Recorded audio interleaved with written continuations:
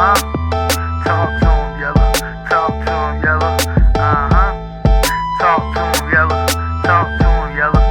Talk to him, yellow. They told me talk to him, so that's what I'ma do. Give it to him raw. Yellow, spit that truth. Going hard with it. Watch what I'ma do. Let them know it's real. Homie, we talking shoot.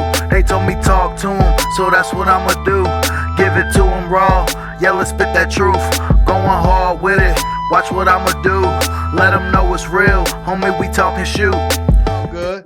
But what I was saying, bro, is like I was working at the Roanoke Civic Center, and like I was outside waiting on my ride, and I guess Seamus thought that I was some kid or something out there waiting by the fence, and he pulls up in his rental car like right beside me, and Drew McIntyre's in the car in the passenger seat, sleep like he's knocked out. Like you could hear him snoring as soon as Seamus opened the door. That's why I turned around, because I heard a car door open and loud snoring.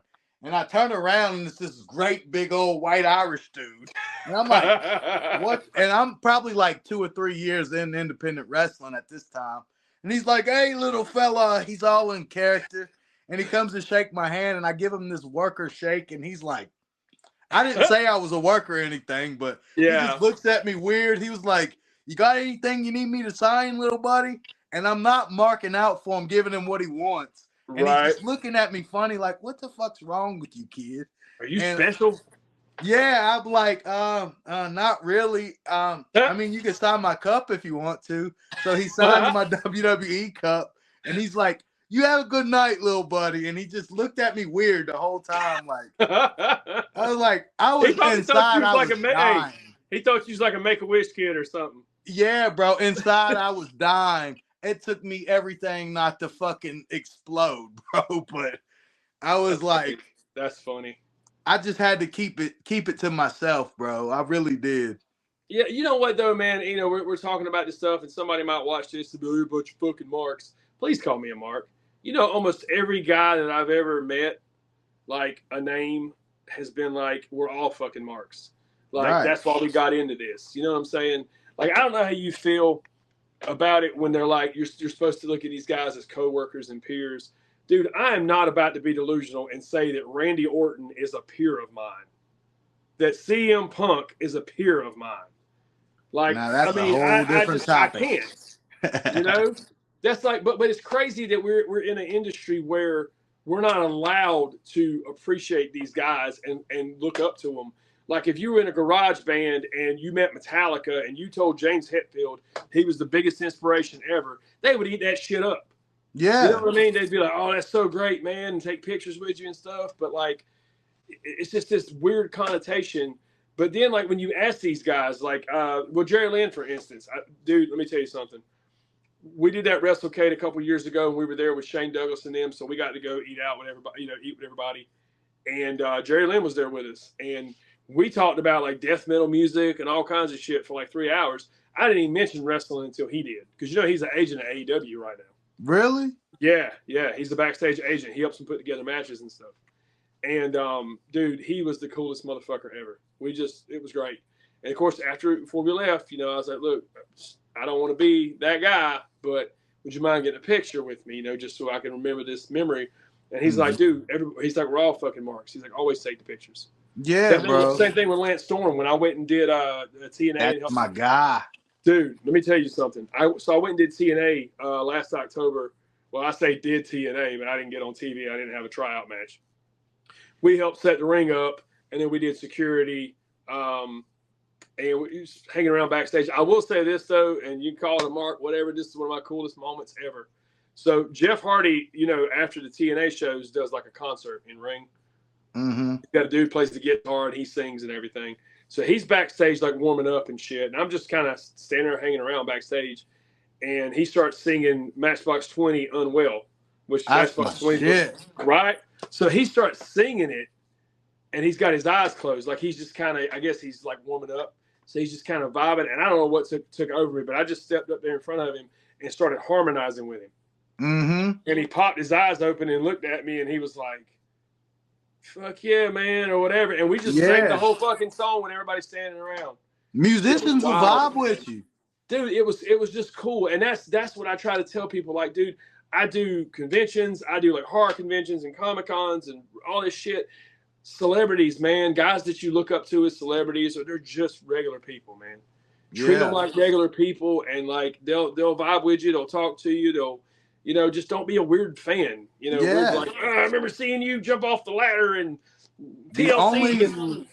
The only time I'm a weird fan, and I ain't gonna lie, and what's crazy is I talk to him just about all the time. We text back and forth all the time. But the only time I'm a weird fan is when George South is right there next to me. And I don't even talk wrestling with George. I just like something about George that it's just something about him. I'm just like, man, I hope I make it that long and as loved and respected as this guy, man. You know the thing I'll say about George that I don't think he gets enough credit for. And I'm gonna use language he probably wouldn't appreciate, but you know how people say, like, they don't give a fuck what people think about them. Mm-hmm. There's not a more I don't give a fuck what people think about me personally on this planet than George South. Oh, if he cursed, he would tell you. All the shit that gets talked about him and commented about him and all this stuff, and he'll respond to some of it in his usual way and calling people goofs and blocking people and stuff. But like he said, his bank lady don't think he's a loser, and the houses that he's bought and his grandbaby, like he understands it. He gets it, bro. He's definitely the king to me. King of the independent scene. And you know something, Bobby? Like, I've had people on podcasts and just in general ask me a lot of times, because I have a lot of regrets, man. Which I don't know if you've seen my hat or not. Is this the right? Yeah. So this is like my new deal. So I got these shirts that says "I am enough," and it's got the little heartbeat on it. Because, like, I know you went through some depression shit. I've been off and on over the years. And I used to try to look at, like, base my worth off what other people thought about me, And after a while, I realized that I don't need that. Like, I know what I am. I know my value and my worth. I am enough for me. Right. And the heartbeat is because, like I said, I've made a lot of mistakes. I have a lot of regret in my life. But I know that as long as my heart's beating, that I got a chance to turn it around, or at least attempt.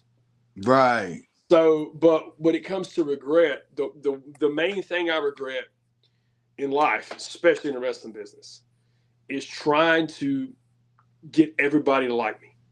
Mm-hmm. To never standing up for just one.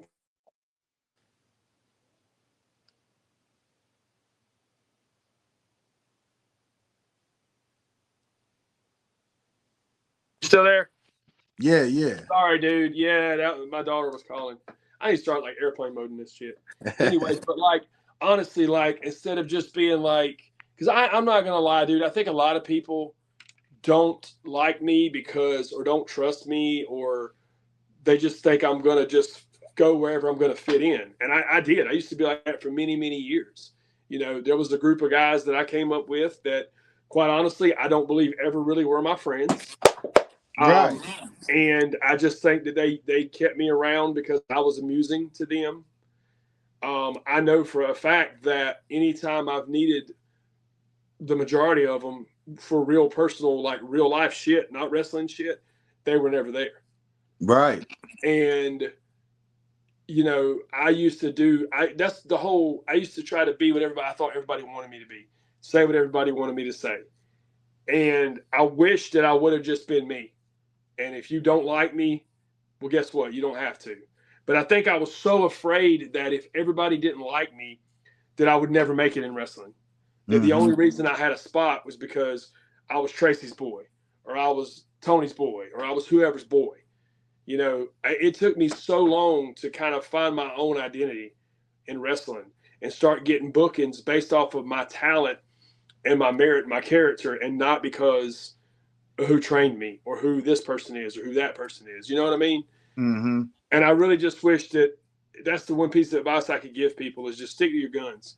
If you feel a certain way about something, stand on business. Be that way. You don't have, and I ain't saying it's good or bad or whatever, but this is America. If you want to be racist, then be racist and hang out with other racist people. But a lot of people ain't gonna like you. But guess what? You just have to be okay with that. Yeah. If you don't like gay people, that's your thing. But like, don't flip your shit just to make everybody happy, you know. Right.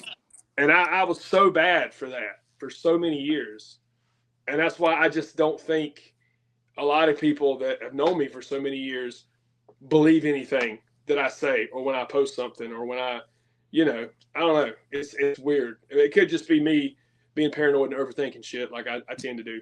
Well, But see, I really wish that I would have just found an identity. I mean, hell, look at all the wrestling gimmicks I've had. I always joke, yeah. you know, Dean Malenko is a big inspiration of mine. He was the man of 1,000 holds. I'm the man of 1,000 gimmicks. And that's another thing I've got heat over the years for too. Is like it's patience has never been my strong suit. You know what I mean? It's like you start with something, you got to stick with it. And if I feel like it's not working and I'm wasting my time, then I would pivot, and then I would pivot, and then I would pivot until you finally nailed something, you know. And then we had the Godfather thing for a little while, which was great. But then when I realized that Big Vito was still doing his shit, the original Godfather, you know, not the Ho Train Godfather, because whatever, but the actual Italian, you know, like I'm not stealing his shit anymore. Right. And so I flat told him over there at SOM, I was like, I'm not doing this anymore. Mm-hmm. Same thing with APW. I was like, I don't want to be a Godfather anymore. I'm not doing this. So I'd try to find something else and try to find something else. And now it's just me. It's like, now it's the whole gimmick is basically like, I don't want your respect. I don't want you to like me, but I'm going to show you what happens because you didn't respect me all these years. Mm-hmm. You know, like you don't get a chance anymore. Like, that time has passed. Now you just get me, violent and mean and like don't give a shit about, you know, your favorite wrestler or whatever.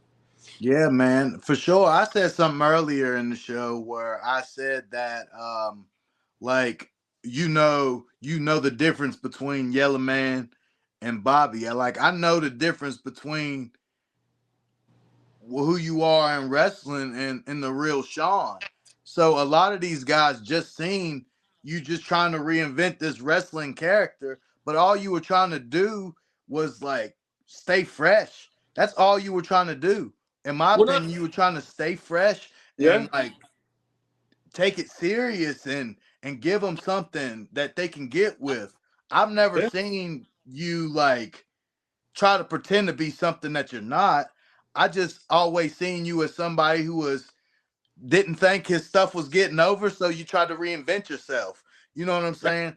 There ain't nothing wrong with that. You know what I mean? Well, I think too, Bobby, it's like it's really bad because like I'm a perfectionist that's never going to achieve perfection. Nobody will.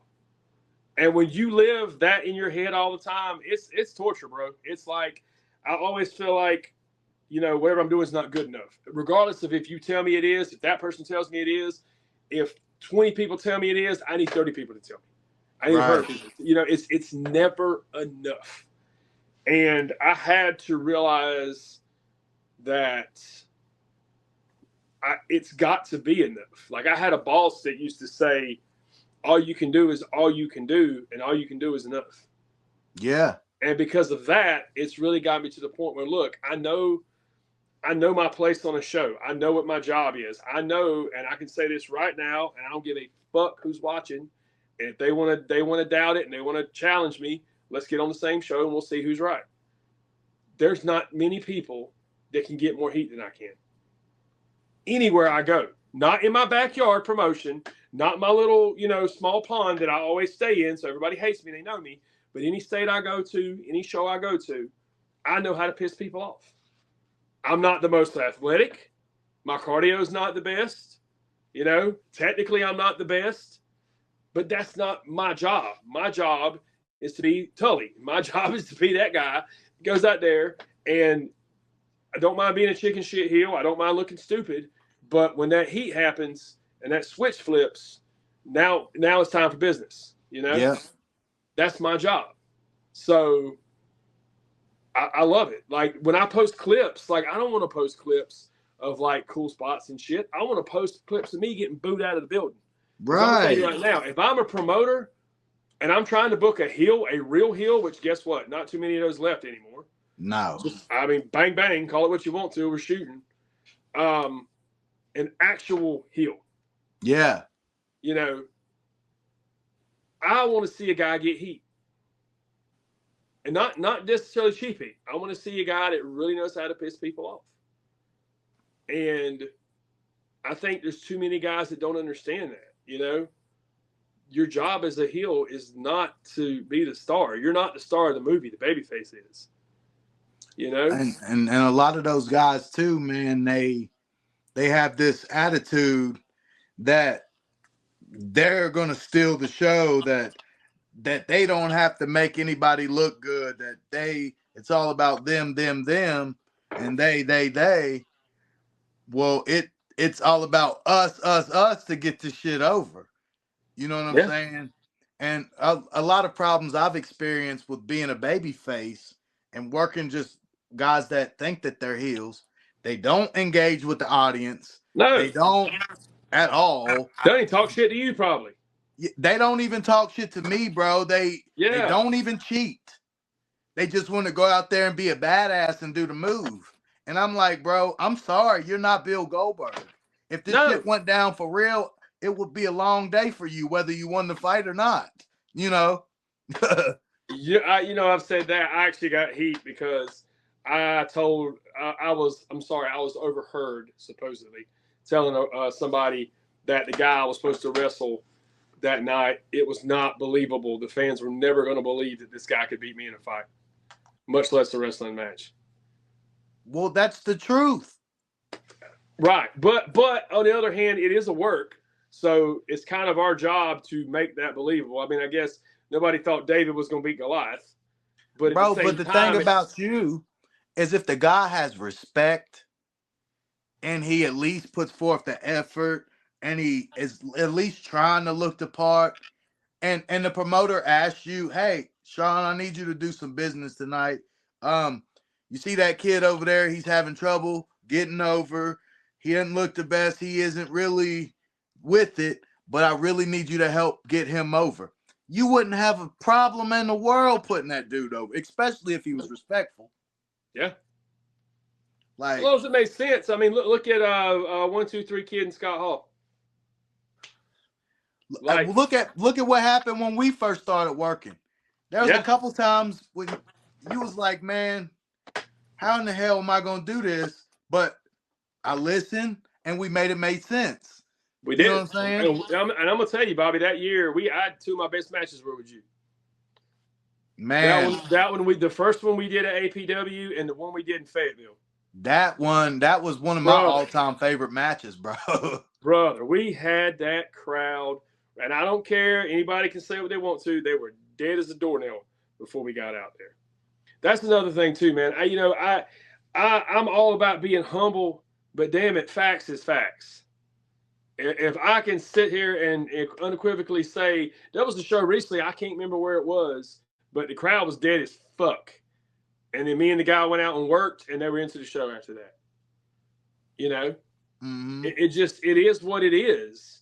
But, like, I'm not trying to say I'm better than anybody else, but I'm just saying I understand what we're doing. You know? You understand the assignment. Yeah, I just recently got the chance to work with Lodi again for the first time in like 15 years. And hell yeah, bro. How was that? Dude, we didn't do much of nothing, but we had a blast, and the crowd loved it. Like, hopefully we're going to get a rematch and maybe do Lodi's rules.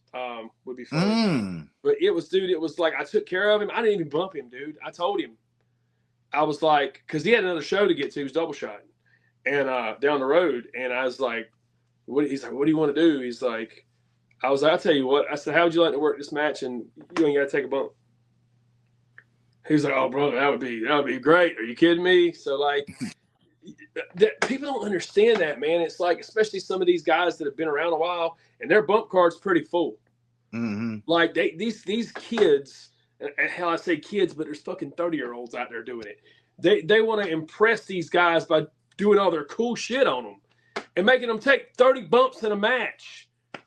Brother, you ain't going to impress nobody like that. No. You know the best advice I got from Ricky Morton is these kids were backstage going over all this shit. And he was like, "Come here, Boogie Kid." I was like, "What's up, Uncle Ricky?" And he was like, "You see that shit right there?" I was like, "Yes, sir." And he was like, "They're over there trying to impress me, don't you think?" I said, "Yes, sir." He said, "Well, I want you to know this. If you want to impress your old Uncle Punky, you eat an apple and shit a fruit salad."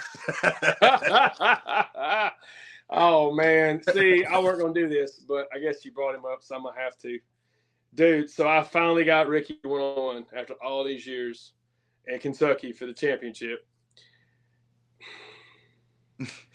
First spot lockup, way too stiff. Slapped him right in the back of the neck. Oh, brother. And then I did something else. I think I grabbed him in a headlock and it was too tight. And he was like, "I'm gonna kick you out of work." And I was like, "Damn it." Dude, it was just nerves, man. I'm not gonna lie. Like that was a huge deal for me. I mean, we got through the match and it was good. It taught me how to wrestle a different style. You know what I mean? Yeah. Like it was one of those where like he wanted me to just clock him and he let him sell and get my heat. And I'm not used to that. And I told him backstage, I was like, "Ricky, I'm sorry. Like I'm used to working these kids that want to call everything and do this spot and that spot." And I think a lot of guys, and I got into it too, where I got afraid that dead time in between doing moves, that the crowd's going to get bored. Nah, they're registering. That's where the money is. Yeah, they're registering it's what happens in between the spot. Yeah. You know, and there's just too many guys don't understand that anymore. You know? Absolutely. Well, it's like CW always teaches, which I'm so glad to see him and Brock got their TNA shot and they're doing the MLW. Like, I'm so happy for them dudes, man. Like CW, he's one of those guys that just deserves it if nobody else does. You know what I'm saying? Facts. I would love. We had one-on-one match years ago. I would love to get another one. Would be fun. But CW always preaches emotion over motion. Right. Which I love. Like that's simply put that it's not about the spots. The spots don't mean jack shit. They don't. People say that all the time. You hear these names, these guys who have made it, and the ones who are currently there, and they're like, the spots don't mean nothing. And I don't want to I don't want to be a name dropper, but it's just fucking people I know and people I've came across in contact with. But Sarai, Paige, whatever you want to call her. So she did the Mad Monster Party horror thing, same one Cross and Scarlett did. So she was there, and that's who they put me with for 2 days. So I got to hang out with her for 2 days, help control her line, help take pictures. She's the coolest fucking person on the planet, dude. She's amazing. She gave me so much advice, you know, and that was one of the things she said. The moves don't mean shit. Yeah. It's all the entertainment. It's all the emotion. And you know, you said you don't watch WWE much, but the current product, they do a lot more of that now. Yeah. Like Logan Paul, I was watching the match that they did. It was like a 6-man or a tag or something. And it was a lot of him talking shit to the crowd, talking shit to Rey Mysterio. Like it was. I like his work. Oh, dude, I love Logan Paul. Him and that damn Dominic Mysterio. Dude, bro. Who you telling? I tell you who else I'm impressed with, and I'm glad he's finally going to get his shot, I think, is Austin Theory. That dude, man. Yeah, I remember when he was on the Indies, and we knew he was going to be something. Yes, for sure. Yeah. It's just, I don't know, man. I don't want to be that old guy sitting on the porch in the rocking chair and get off my grass, kids, and back in my day, but it's hard not to, man, because it's so frustrating when you see what works and you know what works, but you see these guys that are going out here and they're still trying to do all this other stuff and reinvent the wheel, and then they get frustrated. Why am I not getting booked? Why am I not getting pushed? Why this? Why is that? You know, and they'll either take social media to vent about it, or they just do it at a show and you can tell they're in a bad mood, and you want to walk up to them and be like, shake them and be like, this is what you need to do. But it's not my place to, you know. Bro, at that point, you're just pissing in the wind at that point. Well, you are, you know, but I can't, I'm not talking shit because I was that dude. And that's why I know that I'm trying to fix you before you go the route that I did. You know what I mean? Like, brother, like, stay out of DMs. That's my biggest one over the Absolutely. career. Just stay out. Just fucking. You've known me for roughly going on 15 years. There ain't never been a female wrestler or a fan that's ever said Yellow Man's been in her inbox. Never. The only woman you've ever seen at a wrestling event, and you know that I'm shooting, is my wife for Yellow Man. Yeah. I mean, like, because I'm to the point where I don't have any kind of trouble. I've never had any trouble in the women department. I'm not saying I'm some big hotshot player or anything, but I got into wrestling to wrestle. If I wanted to go and hook up with the women, and there's some beautiful women that come to the wrestling events sometimes, and the ladies that know who I'm talking about, shout out to them.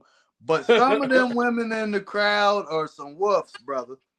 So I would definitely not be looking in a wrestling crowd or in the locker room. See, that's the ones I want to come to the show because that's the ones I can get heat off of. Yeah, I want them all to come. Well, yeah, well, that too. But a lot of times I'm just not going to make them. You try to talk to one that's not a woof and they're not like into it or they're like shy or whatever. But then the ones that are there that's got like, you know, a mullet and 3 teeth between them, her and her sister or whatever. Oh, yeah. Oh, yeah. Those are the fun ones. Hey, that brings me to my segment of questions, Sean, because I know you got some life in the do and your baby's been trying to hit you up. Everybody's hit me up, bro. I got like 3 missed calls and 10 messages, and it's the way it works, though. I have shit going on, nothing, nobody, nothing. And then I'm trying to do this, and everybody wants to talk to me. Hey, that's how it be, bro. That's how it be. But my first question is what made Sean Cruz decide that professional wrestling is the choice for him? Why did you want to become a professional wrestler? Wow. Well, that goes back to when I was in middle school, high school. I was a little nerdy, shy kid. I look like Harry Potter. Swear to God. Like, I send you pictures right now. It's great. Bro, I got all kind of Harry Potter shit. If you see my room, I got the candles hanging up and all kinds. Oh, you love me then. I was Harry Potter. I just didn't have the lightning bolt. But like I grew up really shy, sheltered, never really had friends. And then met some guys that did little videos, you know, in their house. They put mattresses down, you know, whatever, wrestle. And then, so we started doing a little bit of that. And then me and my buddy built a ring in my backyard. There's that word that nobody wants to talk about, backyard, but fuck it. So then they started coming over to my house and we would do like little shows out there. I mean, this thing was legit. We got poles from the salvage yard. I got like real turnbuckles. We had garden hose with the cable through it. Like, I mean, we hooked it up. But then my dumb ass is like, well, let's put tires under it because that'll help it bounce because tires bounce, right? No, they just made it solid as shit. So that's what I learned to bump in. I mean, I wasn't taking correct bumps, but we didn't die. The worst thing I ever had happen to me in the backyard was I got stitches in my shin from a stop sign that a guy threw at me like a Frisbee because I put him in the corner and I put it on his face and I was going to run drop kick it. And as I took off running across the ring, he pussed out and slung it at me like a fucking a Frisbee, and it bounced off my shin. Oh, so that was the worst thing that ever had happen. We used to sit up out there. We put lights. We hand out flyers in the neighborhood. People come watch. So a promoter, and I'll use that term loosely, happened to be driving by. He saw us. Hey, guys, I got a show coming up in a couple of weeks. How would you like to be on it? And we're like, well, fuck yeah. And so we go out there. It was me and Daniel Messina, Dr. Love, whatever you want to call him, back when he was wrestling his Slash. And it was a hardcore match we were in. There was 5 people in the crowd. 3 of them were with us. And so that's kind of where it started. We did a couple shows with him and realized that we can do this shit on our own because we were a bunch of punk kids that thought we knew everything. So we started running our own company, CCWF, Carolina Championship Wrestling Federation. We ran 6 shows, drew 200 to 300 people every show, never lost money. Not a fucking clue what we were doing, right? Not one. So then we came across some guys that were local. You may know the names. I'll say them. We're all cool. Dave Renegade, John Thundercloud, some of those guys came to our last show, confronted us, said we were killing the business, all that shit. I was about to fight the biggest one. I was a $135 at that point. I didn't give a shit. That's one thing about me. A lot of people's tried me over the years. I don't back down from nobody. I can vouch for that. Nobody. You've seen it. Yeah. So cooler heads prevailed, whatever. Everybody kind of moved and started going their separate ways. So we quit. So then Tracy Gilbert comes along, says, hey, I'm going to be, gets my number from somewhere. Hey, I'm going to be running your territory. And I'm like, well, I don't know what the fuck that means, but okay, man, sure. Like, I don't own the building. Like, what is he talking about? Once again, right. Not an NWA guy. I had no idea what a territory was. So he starts running shows. He invites us to come out and watch, and then he decides that me and Charlie Dreamer had met Tony Tony James first, and he started training us. He turned us over to Tracy, and so Tracy started training us. And basically, as he always puts it, we were like clay pots that were formed, but we had like chips and stuff in us. And so he had to kind of mold us, and you know, he's like, you guys were already talented, blah, blah, blah. And so to be quite honest, dude, I got into it just to have friends. Yeah. And what's ironic is none of those people are my friends anymore.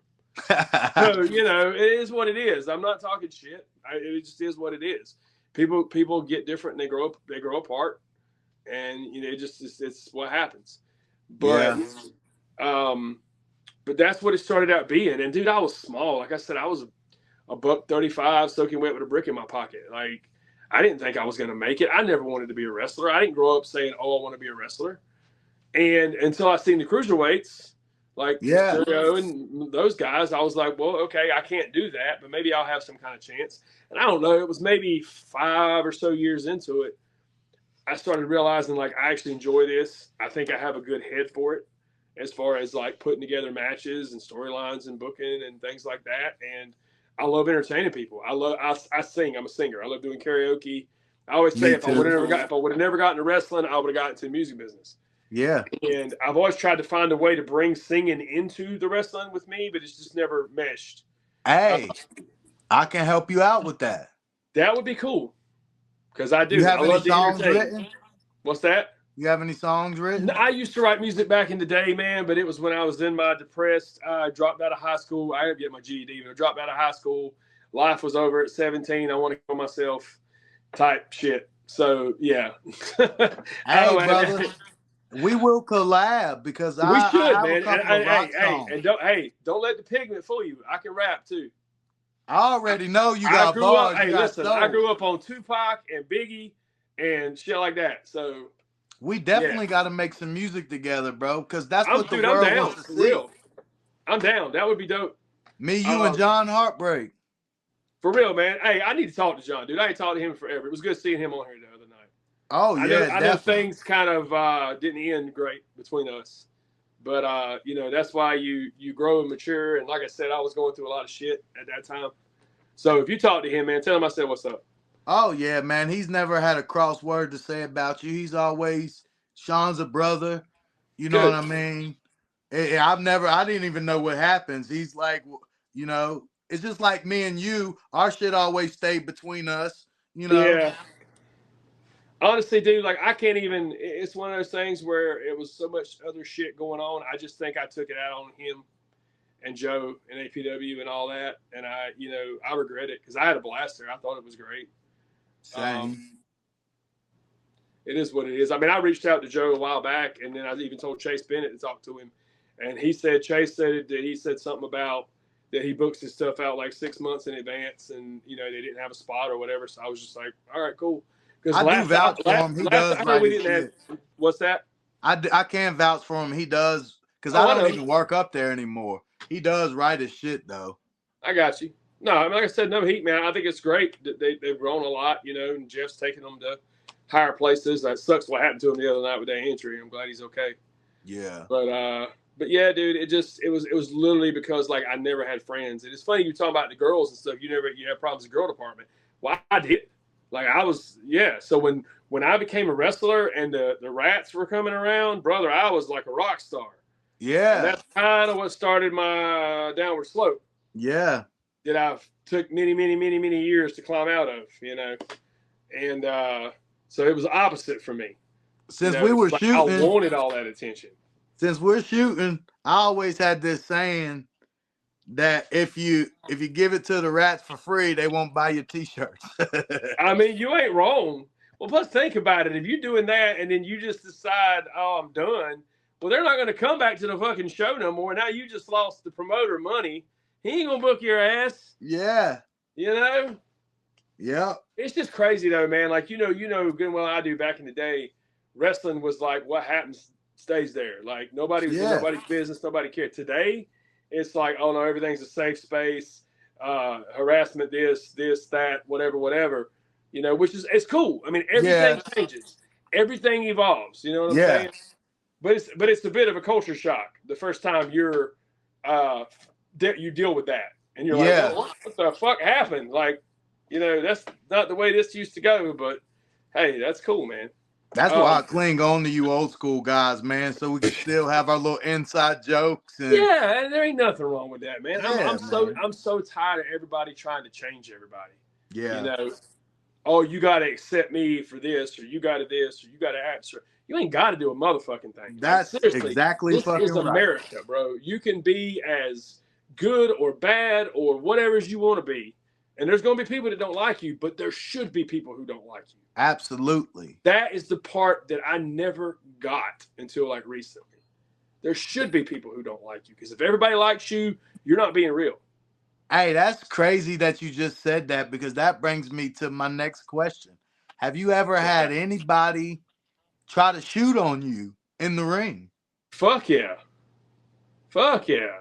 How did you handle that?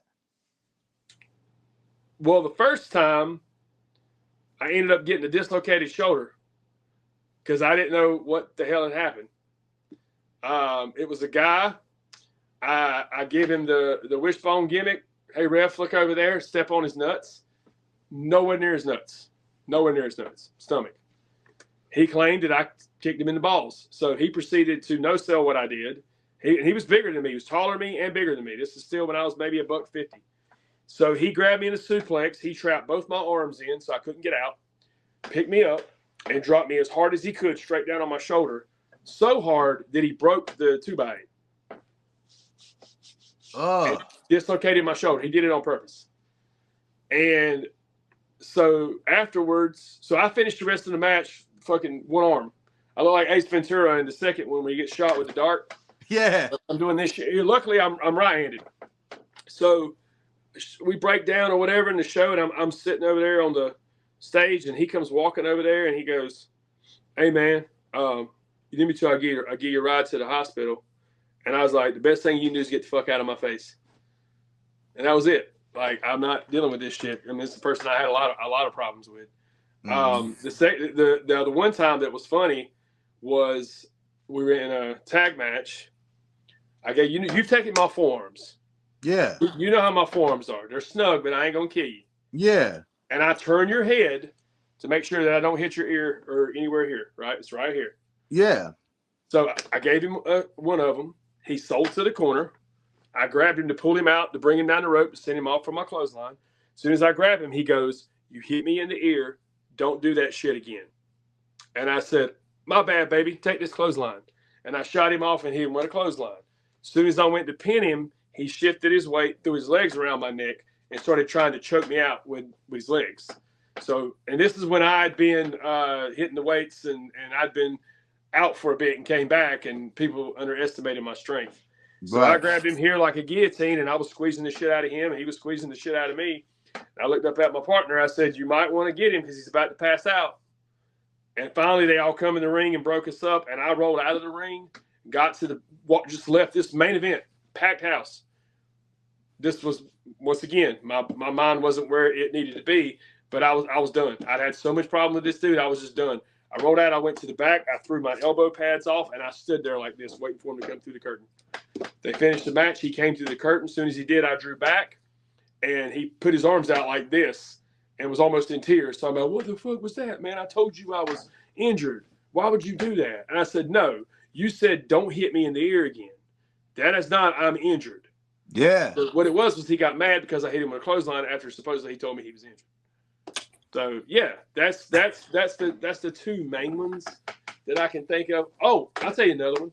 This was crazy. This was like, So the most people I ever wrestled in front of, right? 5,000 people in Charlotte.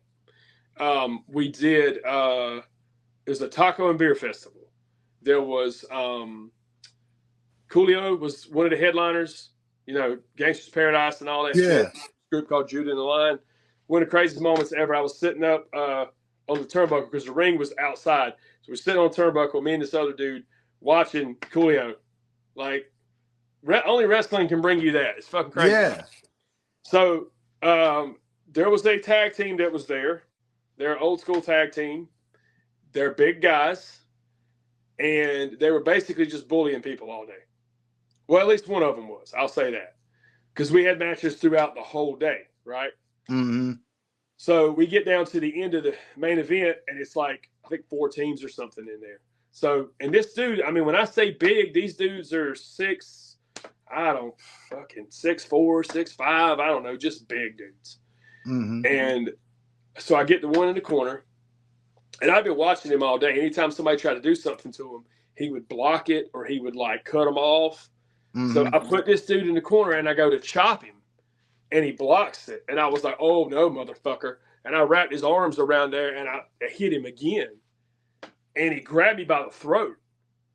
And when he did, I just punched him in the mouth. And he's got a hold of me and like my throat. And my partner's over here. And I'm like, get in here and get him. And I guess he thought we were working because he was just standing on the outside. And so finally I got away from him. I rolled outside. When he found out that we were fighting, my partner's ready to fight. So we get to the back behind the tent. We're just like, let's go, motherfuckers. Let's go. And they got back there and we had some words and we walked away. But I talked to him like about a year or so after that. We're all cool now. That's what's up. That shit was crazy though, man. And that's the thing, like stuff happens, man. In the heat of things, sometimes shit happens. You know? It's just how it is. And, you know, I used to take offense when somebody would hit me, like catch me really hard. I will say this, there was a guy that I used to wrestle. He didn't wrestle anymore because he, honestly, in my opinion, should never been in business in the first place, but that's my opinion. And he was very reckless with his weapons, if you know what I mean. So I can't remember what he did the first time. I think he punched me in the face. He got me twice in the match. And I was like, all right, that's it. Usually you only get one. Yeah. But he got 2. And right after that, I sold over to the corner. And I was sitting in the corner. And he came in, I guess, to stomp me. And he rears back and took the heel of his boot right into my bottom lip. Bam. And busted my shit. And I rolled over. And I was on all fours. Walking, like crawling towards the middle of the rope. He comes over and he kicks me or hits me, and I just no-sold it. I got up, I grabbed that motherfucker Bobby, and I hit him hard as I could with this.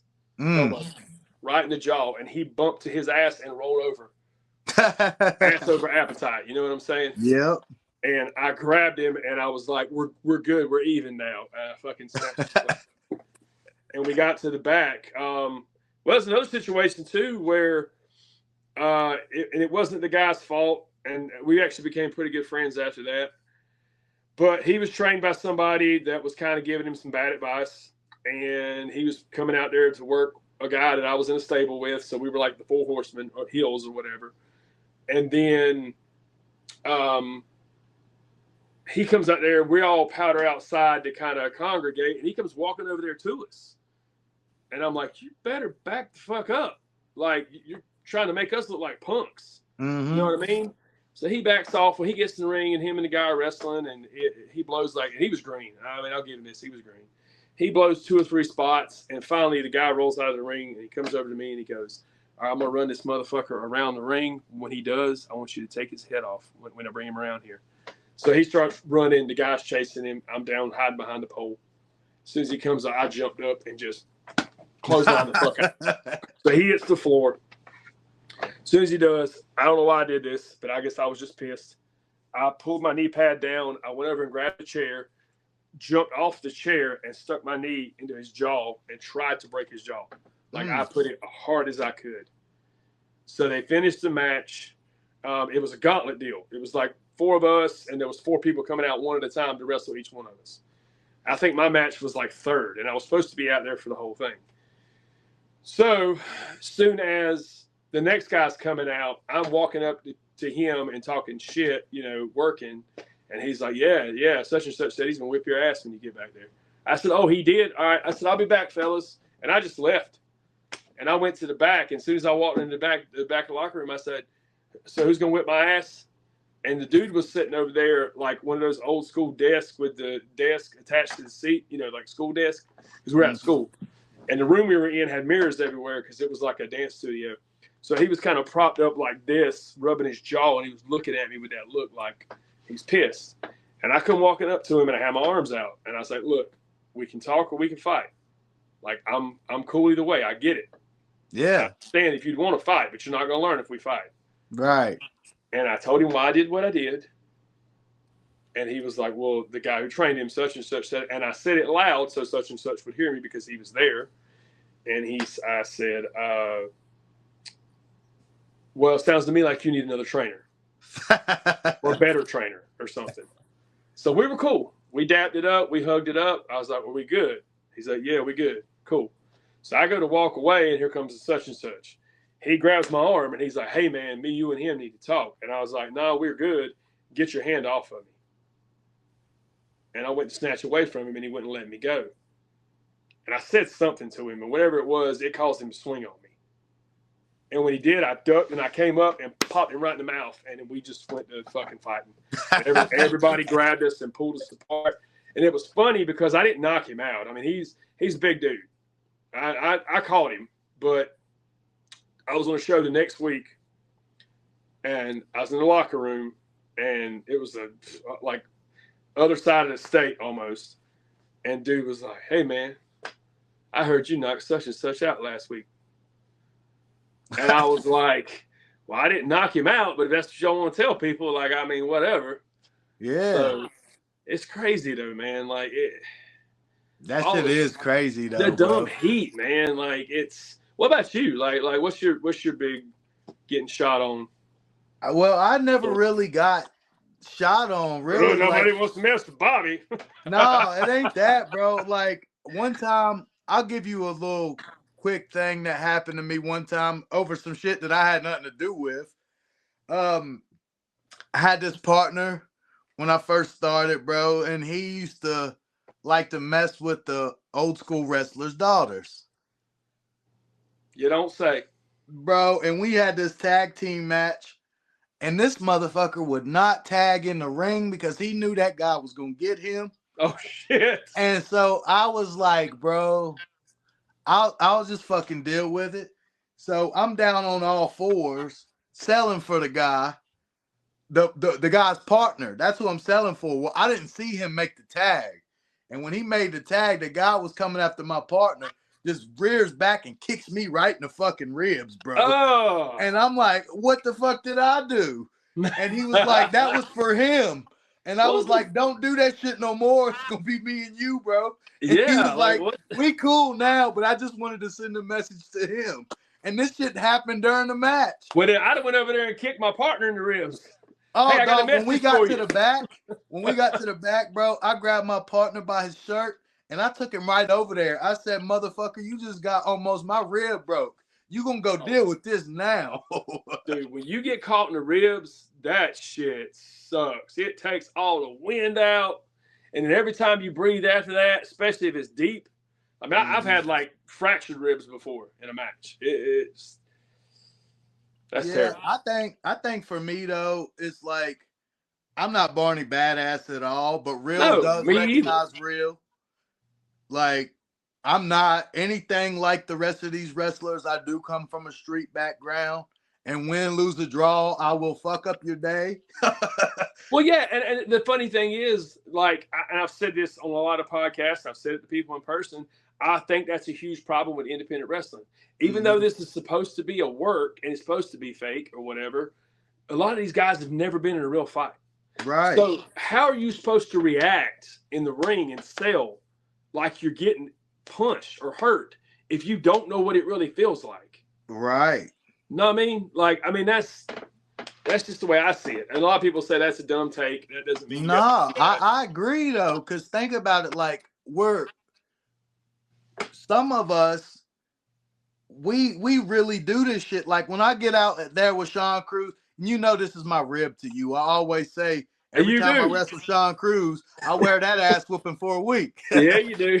But you know, like that's our little thing. Like I expect that Sean Cruz is gonna bring it, and Sean Cruz expects that Yellow Man's supposed to know how to take it, and Yes. vice versa. You know what I mean? Like, you know, if you giving them to me, Stiff, you expect me to give them right back. How many Or times? How many times have we worked where I caught you and I know I caught you, and I'm yeah, like, give me that shit back. yeah, because if I don't give it back, you're gonna hit me harder and not Well, sell my not shit. only that, but the crowd's gonna get behind you. Right. You know what I mean? If I Yeah. clock the shit out of you and they know it, then they're gonna be like, he better get it back. Yeah, dog. Especially when we're outside of the ring fighting. Oh yeah, Dude, me and you, when we are out there, it's like it's supposed to be a work, but it's not. No. We're throwing shots for real. And that's okay. As long as you Yeah. don't catch somebody in the temple or square in the jaw, like you're good. Yeah. Like I honestly, like I used to tell people a lot, and honestly, I think it got me to the point where people wouldn't want to work with me. I'd be like, look, you're gonna feel like you've been in a fight after you've been in there with me. Right. And not necessarily like I'm gonna bruise you and beat you up, but when I'm picking you up as a heel, I'm not grabbing you by the hand and say, hey, come here. I'm snatching your ass. You know what I'm saying? bro. It's gonna be uncomfortable. Mm-hmm. And it's supposed to be. Like I said, it's got to look like I'm putting you in some kind of peril. That the only way you're going to win is if this crowd gets behind you to give you that energy, that extra push that you need. That's it. Like I was watching, it was a clip where Paul Heyman was on that Unreal. I haven't seen the new season yet, but he was talking about Penta and how they've got something really big with him. He said there's two things you need to look for. When they come out of the curtain, the star pop. How big is the star pop? He said, but you also have to realize that's a star pop. Yeah. Just because you're getting a huge reaction when you come out, once you get in the ring, it could be crickets. I see that shit on the indies all the time. And that used to be me. Well, it's just because the crowd knows they're supposed to cheer and boo when the guys come out, and they cheer or boo when the guy wins. There's been plenty of shows I've been on where that's the only time they make noise. Yeah. Well, for other people's matches. But I'm just saying, but he said the second thing is that 30 seconds between when he's, building, firing back up to go into that comeback. He's like, watch the reaction of the crowd. When there's that moment where finally he gets that one big shot in, and it's now or never. Right. He's looking around like we fucking got him. He's like, watch how the crowd reacts. Absolutely. Because that's when you're going to know if you've got a star on your hands or not. If you've got somebody that people believe in and that they believe is believable. You know what I mean? Mm-hmm. And I think that's a huge thing that's missing from indie wrestling. The believability, absolutely. Well, it is. Not even just because of the strikes. It's like nobody wants to really get hit. I mean, I get it. You don't want bruises, and a lot of these guys wrestle a lot. But at the same time, brother, you got to make the shit believable. What if I told you? Hey, wait. If I see one more motherfucker chop somebody and slap their thigh, oh my God. I'm gonna start doing the thigh chop like my boy does. Yeah. What's his name? He does the fucking the thigh slap shit. What's Jack Vaughn? I love that dude. Shout out to Jack Vaughn. He's so cool, bro. Man. I'm gonna start chopping guys on the thighs that do that shit. Yeah. It's funny. Did you ever get a chance to work with Jordan O'Neal? I know you're talking about little skinny Jordan, blonde. Oh, man, dude, he was incredible. He would do that shit in rumbles. Oh my God. He would chop the shit out of your thigh or the back of your leg, especially when I was wearing those little trunks and my thighs were exposed. I'm like, I'm gonna kill you, bro. That's another thing too, man. I like those moments where you can be in the ring with somebody and you're so comfortable that you can actually talk to each other and you're talking shit. Yeah. Like funny shit. You're joking around, you're goofing off. Like that's when wrestling's at its best. I think we forget that it's supposed to be fun. Yeah, bro. And I was guilty of that. I've been guilty of that a couple times in my career. Well, see, that's why I loved my matches with you, bro, because like we would have this match formula and this big old blueprint that we was gonna do. And then when we get out there, it's like, yeah, we get to the important shit. But most of the time after we're done beating the hell out of each other and we're in that rest spot, you're like, You see that? You see that fucking pair of Hooters in the third row? Yeah, I mean, Something like that. You know what I'm saying? that shit's great, man. And I'm over there trying to look like, point me in the direction, Yeah, damn it. turn me that way. Work me to the hard cam. Yeah, brother. But yeah, like that, it's supposed to be fun and stuff like that. And back to like guys shooting on me. I think it was because I never got shot on. Never say never, but I don't think I've ever been shot on because people for some reason liked me. You know what I'm saying? And I just think I brought it's honestly, Bobby, I think thing. it's just because you're so easygoing, easy to get along with. You don't buck anybody. You know what I'm saying? You don't argue with promoters. You don't argue with workers. They come to you with a spot, even if you personally probably don't think it's a good one, or you know something else would be better. You just kind of like, yeah, man, that's cool, whatever. But at the end of the day, see, I used to do that, and then I realized that like all I'm doing is hurting myself. You know what I mean? Because I know I got these better ideas that can work, but we can incorporate everybody's shit. You know, it's not like I got to run the whole match. It's just that I know how to get a crowd to react, and you know how to get a crowd to react by your selling. Yeah, you're one of my favorite baby faces I've ever been in the ring with. I really appreciate that, man. You never die, but you also don't fucking fight the whole time. Right. Because if I'm sitting there swinging at you the whole time, what the fuck does that forearm mean that you just knocked me down with? Exactly. That's like there's an overused spot. My God, they do it all the time. The heel will like catch the baby with a punch and then hit him again or something, or 2 or 3 forearms in a row, and then he'll whip him, and there'll be a reverse and a duck. And if I just hit you with a punch in your face or 3 forearms in a row, and I whip you, your ass should not be able. If you're going to reverse me, it better be reverse me. Oh, fuck, my jaw hurts. Oh, shit, I got my ass beat. Yep. You know what I mean? Hope spot. Tiny little hope. Something. Oh, and this whipping reverse and spinning around the opposite way. Why? Why do we do that? I saw that the other day, and I'm going, what the? If anything, whip the guy so hard that you have to go down from your momentum. And then come back up. Shoot, we're roughly around the same size, but everything I do to you, I do it as if like I really had to do it because I really have to do it. So when I Irish whip you, if you notice, I give everything because otherwise you're not going. No. Well, I mean, physics-wise, I wouldn't go. Yeah. I mean, it's one of those things where the crowd has to say like, okay, we get it. They're helping each other. Yeah. But it's just so fun to watch because you're like, what's going to happen when he comes off the ropes? You know? I can say, though, and I give you credit for being one of the most legit guys I've ever been in the ring with. Dude, I try, man. But it's not enough. Like, you got to have that it factor. You got to have cool little catchy names for your moves. And there's so much that you have to do. Everybody has to do a springboard cutter or, you know, a fucking Canadian destroyer or something crazy like that. Like, yeah. I'll always be the good hand. I'll always be, which is, I mean, I'm not mad about it. It's my place. I have a place in this sport. You know, if you'd have asked me as a kid, would I ever have a chance at something like this? I'd have said, no, you're crazy. You know? And sometimes I think I have to stop and I have to realize that. Like, people say making it, you made it. Brother, I've made it. Yeah. You know what I'm saying? Like, wrestling has afforded me to do things and see things and go places and meet people that I would never have been able to do. Continue, you know? And so I'm very grateful and very thankful about that. Has it caused me the majority of my life's problems? Yes. But definitely on me.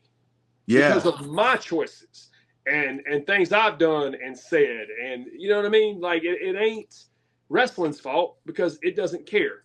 It's always going to be here. You're just a cog in the machine. When you get hurt and you go out, somebody else takes your spot, you're forgotten about. Then when you come back, everybody loves you again. It's just how it works. You know what I mean? I was talking to WCW TNA ref Jamie Tucker. Oh, I love Jamie Tucker. Yeah, man. And we were talking and we were going along with what you just said. Like, making it is what you make it. You got to make every stage a big stage. And that brings me to my last but not least question. Sean Cruz, if there was a big 3-letter company that you was interested in, or was interested in you, or you was the guy and you got to choose which one you would go to, what big 3-letter company would we see Sean Cruz, or what would be an ideal big 3-letter company that would fit Sean Cruz the best? ECW, brother. No, I'm just kidding. I mean, I've done my share of hardcore shit, which, by the way, I'll put this out here too. I say on every podcast, and I mean it 100%. Before I hang them up for good, which ain't too far off, if I'm being honest, I want one hardcore match. I mean, death match. I mean, gusset plates, I love them. skewers, barbed wire, like just one. Because I've seen a few up close, and I want just one. Bro, I will tell you right quick. What's those that? guys are some of the best guys I've ever been in a locker room. I believe it. And you know what, though? I used to shit all over deathmatch wrestling. Oh, these guys can't work. Oh, these guys can't this. But then you see a guy like New Jack, God rest his soul, that had one of the prettiest arm drags I've ever seen next to Steamboat. You know what I'm saying? So It's like, you can't say they can't work. Now, are they a little bit unsafe, like a guy like Nick Gage, who basically almost killed David Arquette? I mean, yes. But you sign up for that shit. You know what I mean? It's like people say, "Oh, they can't work." Well, they're not, or they can't wrestle. They're not fucking wrestlers. Well, you're allowed to say no too. Like, you can tell them no. Well, you can, yeah. It's like somebody told me, man. It's the advice that stuck with me. Do you want to be known as the best wrestler in the world, or do you want to make $1 million? Because you can't do both. I want to make $1 million. I mean, really, you can't. I don't want to be Will Ospreay. I don't want to be Ricochet. No. God bless them. But I'm telling you right now, you saw what they did to Ricochet in WWE. Will Ospreay, if he went to WWE, would never be World Heavyweight Champion. Dang, Matt Sydal. Yeah. Well, Rey Mysterio. God, I love Rey Mysterio. But had Eddie not passed, he would have never gotten that World Heavyweight title. Let's just be honest. I've said it 1,000 times, and I mean it. Yeah. It's just how it is. Not because he didn't deserve it, because it didn't fit the narrative. It didn't make sense. Right. But he has worked with the best of the best. That's why I'm so excited about Javon Evans, because I think he might be that first guy to be able to wrestle that style and still become a world champion. Mm-hmm. I mean, that match he had with Gunther should have proved that. Bro, I was like, are you sure this kid's ready? But who's ever ready? You know what I'm saying? Yeah, you just get out there. But I'm getting way off track, as I tend to do. It's all good, ADHD and all that. Well, okay, so obviously you want to say WWE because that is the mecca. That's where the money is. Would I fit in there? Probably not. I'm really partial to TNA. Like I said, I went there last October and got to meet not just the guys in the back, but like Johnny Bravo, Daniel Spencer, the head referee's Daniel Spencer. Johnny Bravo is basically the guy that's over everything. Like, he's VP of like talent and all kinds of stuff. The whole atmosphere, dude. Like, I did Ring of Honor. Once again, I say I did Ring of Honor, but it was no tryout. We just helped set up, and I was like ringside helping them get the streamers out of the ring. It was on a pay-per-view though. But I was there for Ring of Honor. I've been for TNA, and I'm gonna tell you right now, those two locker rooms were the coolest places I've been. There was no egos. There was no cliques. There was no bullshit, nothing but fucking professionals. And that is what I've always wanted to do, is just be places like that. Yep. Because it's just crazy to me, the amount of, I won't even call it egos. I don't know if it's entitlement. I don't know what it is. But these guys and girls that walk around like their shit don't stink. Like they're just the greatest thing to ever happen to wrestling, because one little section of a state or a city is just blowing their heads up all the time. You know what I mean? You know me, bro. If you've ever listened to my songs. What's that? You know me. If you've ever listened to my songs, I shoot on that shit all the time. Yeah. I say you get over in one town and think you got fans and all kind of shit like that. You know? Like let other people tell you how good you are. Right. Do it yourself. Don't say don't say you're the best unsigned talent and you're this and you deserve this and you deserve that. Because if you did, or the people who are in charge that make the decisions thought you did, you would. I can tell you right now that there's two things that I've ever been good at: understanding the assignment and following fucking directions. And you know what? That's the biggest one. Everybody who's come back from these tryouts that I've talked to and stuff I've seen online, John Cena said it in an interview. The number one thing they look for is to be fucking coachable. And there are so many people who just are not. Mm-hmm. They're just not. They absolutely learned how they learned, and that's it. It's the end all be all. Because I'm telling you right now, if you look at WWE style compared to TNA, NWA, anybody else, it's different. That's why they were trying to get professional athletes that had the look, that had the athletic ability to teach them how to wrestle. Yeah. Because I'd rather take a guy that don't know shit than a guy that knows everything. Because if you bring an indie guy in, you got to break all his bad habits. Yep. And there's a ton of them with bad habits, probably myself included. I'm sure I do some shit that ain't exactly right. Oh, me too. You know, that's the thing. It's like I'm allowed to have opinions, but at the same time, I'm not saying that I do everything right. Like we established earlier, I'm a perfectionist. It'll never be perfect. Right. It will never be good enough. But I guess to answer your question, it would be probably TNA, man. I really enjoyed the atmosphere there. Absolutely, man. So we're at the closing, the final stretch of the show. Tell us where we can see Sean Cruz coming up. So I don't have an official match right now, but February 7th, I will be in Kentucky, Virginia, Kentucky, for Kentucky Championship Wrestling to address the fans, because they seem to have forgotten who the man that runs the place really is still. Just because Berto got his little hippo back and that's all everybody wants to talk about, they forgot what it's really about. So I got to go remind them. So I'll be there. I'm actually doing a really cool thing in Georgia, February 15th. I'm going to be on a lucha show, like legit whole posters in Spanish and everything. I wrestled for the guy. Piaro's on that show. Yeah. He reached out to me about that show, but that's a little bit of a stretch for me. I'd have to meet somebody in the middle. Man, well, shoot, we can ride together. Shoot. For real. That would be dope. I mean, Tabby's going to be with us, but yeah. I mean, I ain't got no heat, brother. Hell no.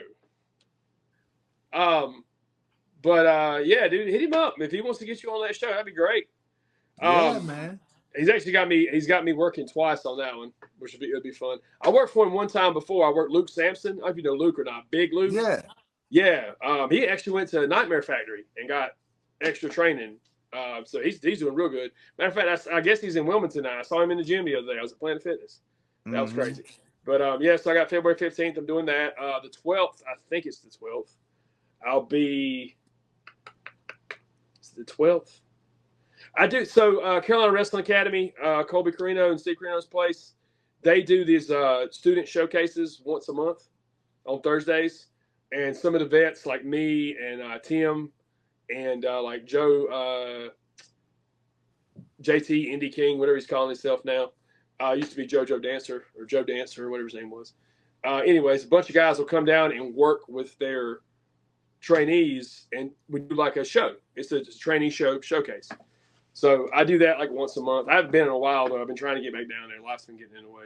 But I got that going on in February. I don't know, man. I'm around. I don't know. I got April's going to be dope. I'm going to be out in Vegas wrestling. That's going to be amazing.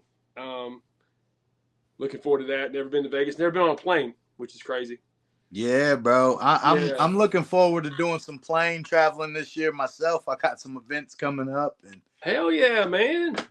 I got to go see my family down in Florida. My parents, my godparents, they moved down to Florida. I call them my parents because they raised me, and we don't believe in step and all of that stuff. So, you know what I mean? Yeah. So I love those. Man. Shout out to them. You know what I mean? They were good old biker people. So it was pretty much a military structure. We got to show our ass a little bit, but we got our ass beat when we showed it. Hey, that's okay, man. You turned out good, though, Bobby. I want to say, man, before we do go, I'm really proud of you. Hey Because man, just like thank you've you. seen me in some dark days and shit, I've seen you in some shit. So, Yeah, man, like and I you're said, one of we the know few we that's know the always real. stuck by me. Yeah, we know the real us, Yeah, and bro. and we also know how easy it is to slip back in some of that shit. Yeah, So man. The best thing that ever happened to me, man, is I put down the bottle, man. hell yeah, dude. And that's what it takes. You know what, man? I think it was on Facebook. I read something the other day. I don't know who the quote's attributed to, but I've really been sticking with it because, like I said, I'm full of so much regret with things I did that I shouldn't have done or I should have done different. But it's basically something along the lines of you have to learn to forgive yourself for not knowing the things that only time could teach you. Oh, that's deep. You know what I mean? Like I just got chills saying that. Like Yeah. that's everything, man. You know what I Yeah, mean? bro. You just got to understand that that's just how this shit works. Like Absolutely. time is the best teacher. It is, and so is failure. Failure is a huge teacher. But they're Oh, always bro, like, you I'd got to rather fail 100. fail. They're like, you got to fail a lot to be able to win. And I'm like, well, damn it, I'm ready to win. It's like all I've been doing is failing. But You see, know? guys like you taught me though, and I'll touch on this right quick. I know I put you guys over, but I'm gonna keep doing it because y'all have helped me so much in ways that y'all don't even understand. Like being my brother and being my friend behind my back. Like wrestling business, motherfuckers talk all the time. Oh, bro, I can't count how many times as I've stuck up for your ass. Bro, How many you people? How can't, many and I people? can't count how many times people have told me that. I'm You know what I telling you, mean? how many people come to me and say, "Man, you need to cut that dude loose, or you shouldn't be seen with him," and this and this and that. And I'm like, "Man, mind your fucking business." Like that's my Yeah. dog. Like I ain't never had a bad word to say about you. And I've always heard that you've always stuck up for me and stuff like that, man. And you can't, like I said earlier, man, you can't buy stuff like that, bro. No. Like, And the thing is, Bobby, it ain't because I can get anything out of you. yeah, bro. We on the That's the same. thing. We got different platforms. We do our shit. We're brothers. We got the same goals, bro. Yeah. Like you're just a real. There's only a few like real legit dudes I've met since I've been doing wrestling. Because most people are fake as fuck. And the Right. ones that are the most popular and everybody loves are the absolute fakest pieces of shit on the planet. You don't never see me winning no awards or none of that shit. Now wait a minute. Now I ain't gonna shit on the awards. I'm just saying in general. In general. Although I had a few people say, "Why weren't you nominated for some of that stuff?" I'm like, that's not my decision. Once again, y'all Yeah. have to tell these people. Y'all got to tell promoters, book Sean Cruz. Like I Right. can promote myself as much as I can, but if you don't help me, I can't. You can't get mad because you didn't do your part. You know what I'm saying? But Absolutely. no, dude, like you're just a real dude, man. You've always been real, I easy to get appreciate that, along bro. with, man. Like you're good at what you do. You're a solid guy. Like I said, I told John Hampton, I was like, we need to get Bobby Illa in there. Definitely in the works to get my Kentucky license. So Please do. all y'all guys out there, I hope I could bring something and be an asset to you guys' locker room. And Absolutely, man. I appreciate the invitation, bro. For real. Dude, I know you do the same for me. Absolutely, That ain't bro. why I do it, but I know that. Shoot, there's only a handful of guys when people ask me, hey man, you know any workers? There's only a handful of names that I'll give out. You know what Well, I you mean? can't co-sign on everybody. I used to do No. that shit. Boy, Hell I've been no. bit in the ass too many times. I don't care how much a great wrestler you are. You got to be a great person to me too. Well, and that's something too I was going to mention. That's another quote that I love is be a good person, not a nice person. Because being a Bingo. nice person will get you absolutely run the fuck over, especially in this business. In life in Absolutely. general. Mm-hmm. But be a good person, you know, not a nice person. Nobody said you got to be nice. You ain't got to be a dick, but But you you ain't got gotta. to be over. And I honestly, I think sometimes I've been overly nice in situations where I shouldn't have been. Yeah. You We know? all have though. Yeah. But like for anybody out there listening, is there any shout outs you want to give? Is there any advice you want to give the Greenhorns? Any big shout outs you want to give to your peoples or anything before we close this Man, thing? I could say I could go another hour with that. Advice, first of all, make sure this is what you really want. You know, we got enough people out here playing wrestler. We got enough cosplayers. We got enough weekend warriors. We need guys that actually, and girls that actually want to do this as a profession, that are willing to put in the work, the time, the effort, make the sacrifices. This business will eat you up and spit you out and take everything you ever had. You got to be willing to lose it all. I ain't saying you're going to lose it all, but you have to be willing to do that. Yep. And if you're not, this ain't for you. Oh yeah, my wife will tell you. She'll tell you many times where it was almost to the point where it was like, damn, you really gonna choose this when I'm 1 foot out the door? Like, and I'm like, bro, it's a sacrifice I gotta went make. through that. There was one time I was gonna move to Florida.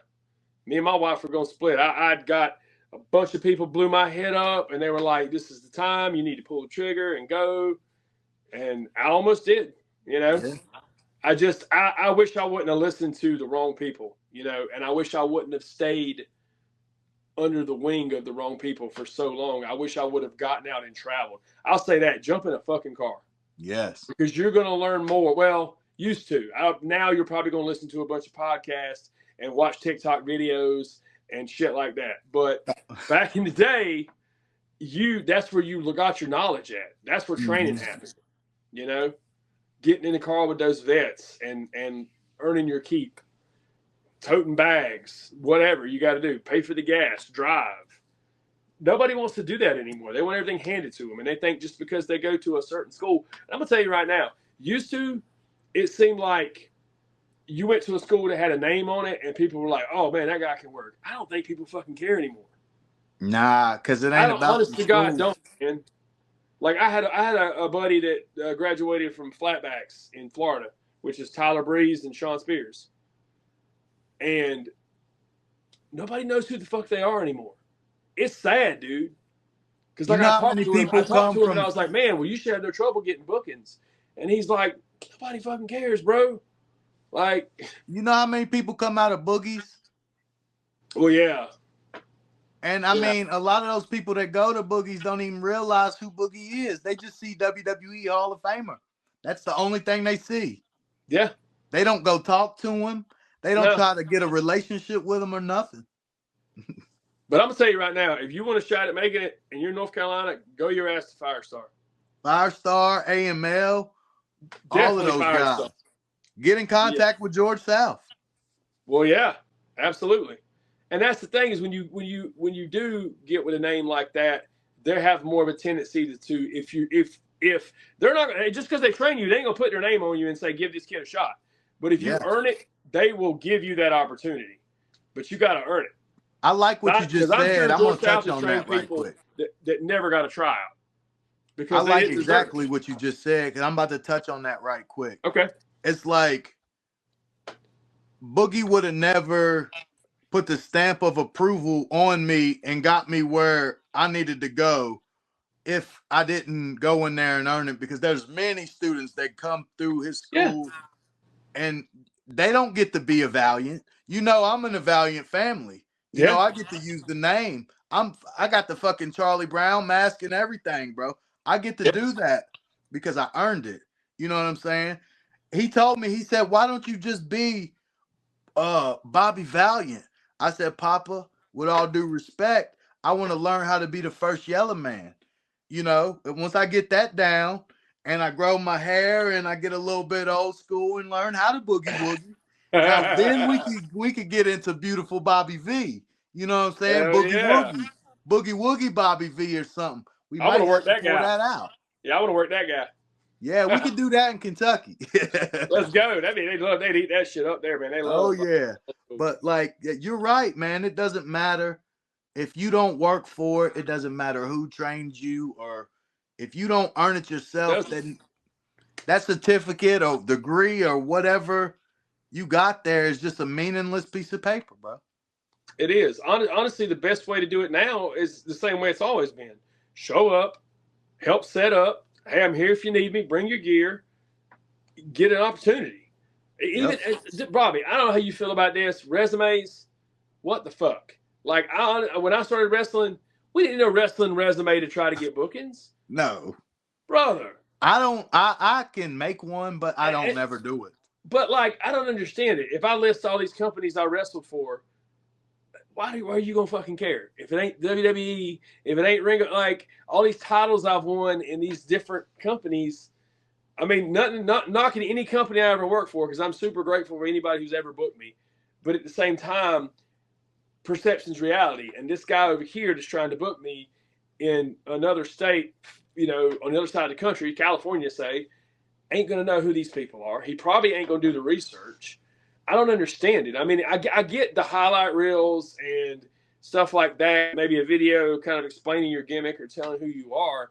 But like, if I'm a promoter, I want to see, if you're a babyface, I want to see what a kind of a pop you get, how you sell, how you fight back. And if you're a heel, I want to hear your heat. Yeah. That's it. That's my only requirements, brother. Like, other than that, I don't care how many moves you can do. I don't care how many seminars you've attended or any of that stuff. And that's just me. So I don't understand it when people's like, oh, you got to send these resumes out. You got to put in the work. And well, yeah, you do have to put in the work. I've never sent a resume. I ain't gonna lie, I have. I got one right now. I'm about to send that to some people. But it's like, I've never done it. I've never really messaged the promoter for a booking. I was just blessed, I guess. You know what I mean? Like, they invited me, and I like to keep it to where if I don't get invited, I'll stay home. Well, and honestly, that's where I am now. Like, I've reached out to a couple, and I'm like, you know, I'm available if you need me. I'd love to come work for you or come back and work for you because I haven't been there in a while. And dude, if I got $1 for every time somebody was like, oh yeah, man, I'm gonna reach out to you and keep your calendar open, or dude, I've gotten my Virginia license 2 years in a row and never used it. Damn. After being told, get your Virginia license. Damn, bro. I didn't even know that. Yeah. So I don't have it right now because I have no reason to have it. But if somebody wants to book me in Virginia, then I'll say, okay, I'll get my license. But I've got my South Carolina license and my Kentucky license because I got bookings in both those this year. But man. Yeah, man, it's just crazy. But as far as that's the advice I would give. As far as a shout out, the main person I have to shout out is Tabby. Like, she's completely changed my whole world, and not just in wrestling. She gave me back my confidence as a person, as a man, as a partner. Because like when my wife was like, we're done. Like, I felt like a complete failure as a father, as a like I said, a partner, all that shit, you know. And she's way too good for me. And one day I'm afraid she's gonna realize that. Oh man, I see she's a soldier, bro. I've never seen you as happy as you are. You know. She's incredible, man. Like, I can't wait to marry her, like, straight up. Like, we've been engaged since last December, or the very end of December. And yeah, we don't argue, bro. We've not gotten one fight. We've been together over 2 years. We have not gotten in one fight. And not because she backs down. We're adults. We communicate, you know.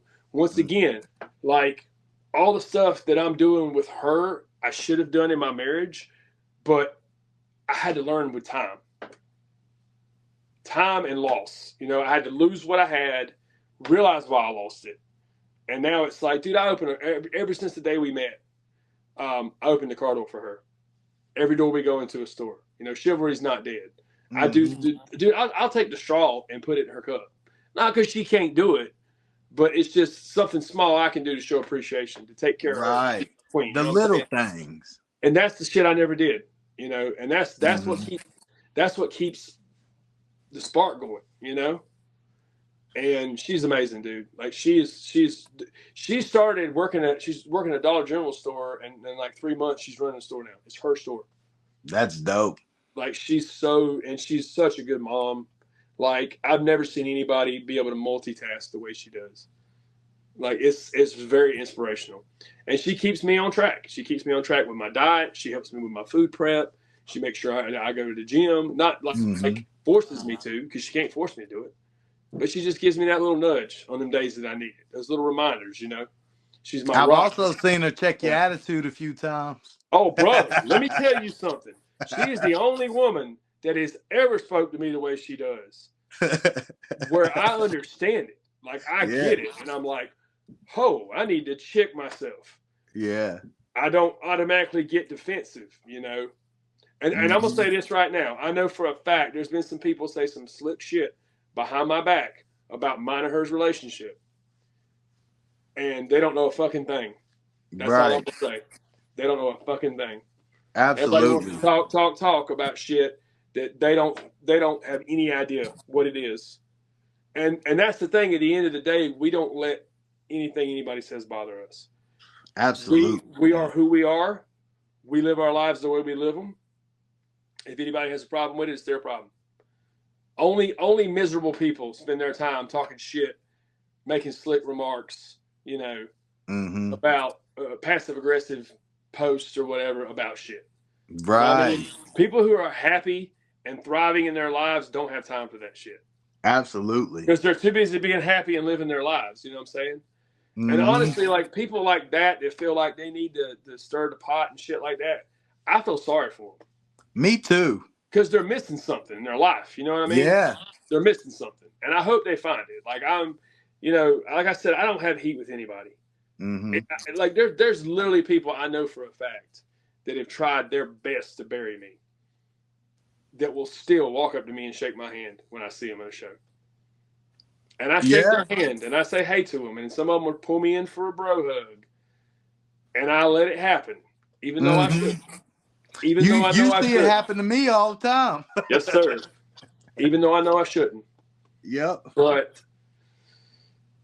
what are you going to do? Punch everybody and fight everybody that you know don't like you? Good luck getting bookings then. You know what I mean? Like, I mean, what are you supposed to do, Bobby? Look, keep this right here. Keep it real? You're supposed to keep it real? What is this that, Art of War? Right here. What is that, Art of War? Yep. Yep. It's my third time. I'm almost done with it again. This shit helped save me from every little confrontation that I've almost been in for the last 10 years. You got to pick your battles, man. You know? And it's crazy because there's situations where you can literally have the facts and show them to everybody. Everybody. But if they feel a certain type of way about this person, they're always going to side with that person. Absolutely. There's people that won't support you just because it's you. Yep. You know what I'm saying? Like, it's crazy how that works. That's again, just life, man. I'm not whining and complaining and crying. I'm just shooting, brother. I'm saying it like it is. That's what we're doing, bro. I mean, that's what it is. I'm sure it is. Whoever watches this, some people's probably not going to be happy. Well, and my inbox is always open. Like, I'm surprised I ain't got a bunch of shitty messages yet. Nope, I've mentioned 0 names. I have no reason to do that. Like I said, I don't have heat with nobody. No. And the guys I do have some type of animosity against, I'm not going to spend time putting them over. Nah. It's just crazy, man. Like, let people do what they're going to do. Like, you're not, like, all these people that, like, I don't know, trash bag wrestling and stuff like that. They're always clowning on people that can't wrestle or shitty looking posters or whatever. Those guys just don't get laid. Unless you're physically going to go to that event and shut it down and beat all those people up and make them never come back to wrestling again, you're not helping anything. No, it's not. Like you're just, what is it? What is another saying I absolutely love? It's promote what you love instead of bashing what you hate. Yep. Those guys just don't get laid. That's all. Now, I get the whole sex predator stuff and all that they try to expose. Yeah. That's okay. Those people, get them out. But like, just because a guy don't have gear because he can't afford it or whatever. Listen, I'll be the first to say wrestling's not for everybody. I hate that saying. When people say wrestling's for everybody, no, it's not. No, absolutely. Not in the ring, I should say. Wrestling, there might be a place for wrestling. There might be a place for everybody in wrestling. Yes. You can be a ring announcer. You can be a manager. You can be production, commentary, like referee. But a pro wrestler, just like I don't think everybody should be a police officer or everybody should be in the military. Mm-hmm. I mean, I think it's certain people that are cut out for that, you know. And this is the only sport, and yeah, I'm gonna call it a sport, even though it's predetermined outcomes. That our minor leagues is something anybody can walk into. Can you imagine somebody going up to like the fucking training camp for the Carolina Panthers, and they're just like, "All right, I'm gonna walk out here and play football now. I bought me some pads on eBay." That would be great. I would It love to see would. It that would be. shit. It would be fun to watch, but it's one of those things where, and even me talking about it right now, we're just having fun and shooting the shit. Because what I'm saying is not going to change anything. Because I ain't about to go around and start beating up people that I feel don't deserve to be in the business. Hell, I Right. didn't deserve to be in the business when I got in it. Most people will probably argue that I still don't. But so I'm just being honest. But you earn your spot. Once you earn your spot, then it's like, cool, you belong. Just because you start a certain way. I mean, look at when we were talking about Malachi earlier, how small he was. Look at Drew McIntyre. My God, when he first got into wrestling, how small he was compared to what he is now. The Miz, everybody hated The Miz because of where he came from. He was the first guy to not come through a wrestling school that I'm aware of. You know, the reality star. Yeah. He earned his spot and then some. Yeah. And then that makes people madder at you because you did it despite them. Yep. You know, and that's for a while I had that chip on my shoulder where it was like I'm doing this because you say I can't. Mm-hmm. But after a while, that runs out. You know what I mean? It's like it's not enough. It's not enough to keep you going. And it's like agree. I'd almost rather prove myself right, that because I've always had a problem like following through things, seeing things all the way through in my life. Like I quit almost everything I've ever started, which I've quit wrestling a few times. There's a lot of jokes about that. You're gonna quit again next week. I know you feel the same way. Same thing. Yellow quits that. every week. But you know what? If I have to walk away and take a mental break so I don't snap and just beat the shit out of a bunch of motherfuckers or kill somebody, then I'm gonna do that. You know, not saying that I would do that, but I'm just saying when you get to that point, you know how it is. You know, and it's like people look at it as the badge of honor if you put up with a bunch of shit that you don't deserve to put up with just to stick around and get kicked around. Nah. No, it's not. You're doing nothing but abusing yourself and causing yourself trauma. You know, right? And if you got to walk away, walk away.